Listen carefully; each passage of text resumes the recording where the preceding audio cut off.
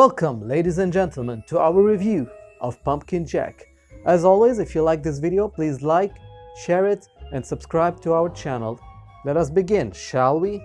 You'll immediately notice Pumpkin Jack's dedication to its Halloween theme, thanks to the delightfully spooky music and menu screen. The intro to the game was extremely polished and made me go and look up the developers. Well, turns out it was a single developer that was responsible for this amusing 3D platformer that exceeded my expectations and left me entertained throughout. Who is Jack exactly? The premise of the game is simple. The devil has cast a curse on planet Earth and on the meekly humans, causing pestilence, disease, famine, and all manner of bad things. But things are turning awry for the red-horned menace. A human wizard is working on throwing a wrench in the devil's plan by trying to lift the curse and usurp his power for himself. This is where Jack steps in. Your job as Jack, who's actually a real menace, unlike Tim Burton's Jack Skellington, is to get rid of the pesky wizard.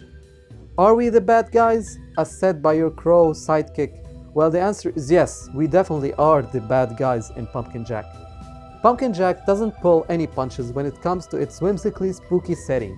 You'll get to visit all kinds of creepy locations, abandoned mines, eerie cemeteries, and foggy swamps to name a few. All of these locations are cartoonish and beautifully designed, and they're wonderful to roam through, as you can see that a lot of love and care was put in each of them. Your activities are also varied in these locations as the game tries to inject a unique character in each of them. You'll climb aboard a ghost ship, chase a carriage while riding on a flying horse, or even play classically haunting music on magic mushrooms. At a few occasions, Jack can rip off his pumpkin head and throw it down a head hole.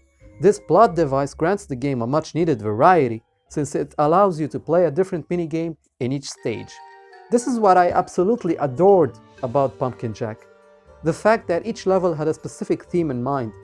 The boss fights were catered to it, and the minigames were as well. Though I have to say that the boss fights, despite being visually creative, they left a lot to be desired gameplay-wise.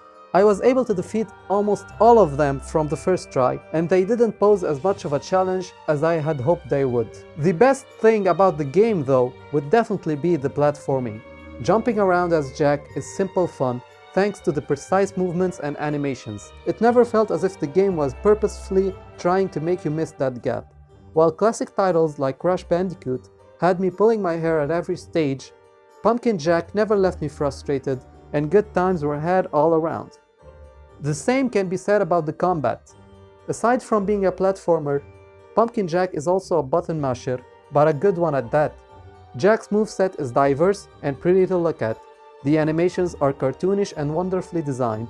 He can dodge, bash, blast, and punch his way through his ghostly foes using a variety of weapons. Pumpkin Jack offers a couple of things as collectibles for you to collect.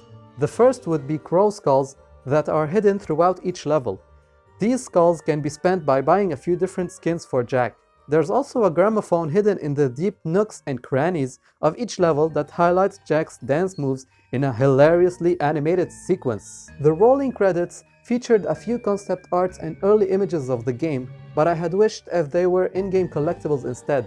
The game could definitely use the extra playtime, as my playtime from start to finish clocked in at a meager 3 hours time. The short length is truly the only drawback of the game. The characters that you meet are also entertaining to interact with. The dark humor of the game seeps through these interactions, and it made me chuckle quite a few times. It's a shame though that with the exception of the narrator, there aren't any voice acting in Pumpkin Jack. Overall, Pumpkin Jack's varied locations, masterful platforming, and fun combat makes for an entertaining package despite its short length and not being as challenging as its rival titles. It's hard to believe that a game as polished and as fun as Pumpkin Jack can be developed by one person.